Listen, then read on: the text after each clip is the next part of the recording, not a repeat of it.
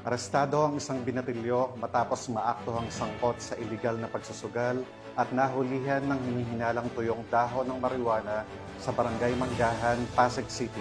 Ang report mula kay Patrolwoman Ivy Corporal. Naaresto ng mga operatiba ng Pasig City Police Station Follow-up Section ang isang 18 anyos na lalaki sa aktong pagsusugal at pagdadala ng hinihinalang marijuana dakong alas 12:10 ng madaling araw sa kahabaan ng Pechay Street, Barangay Manggahan sa Pasig City. Kinilala ang sospek na si alias Eduardo, binata, self-employed at naninirahan sa nasabing lungsod. Na-recover mula sa lugar ng insidente ang mga mark money at ang 2 sachet ng pinatuyong dahon ng hinihinalang marijuana na tinatayang may bigat na 2 gramo.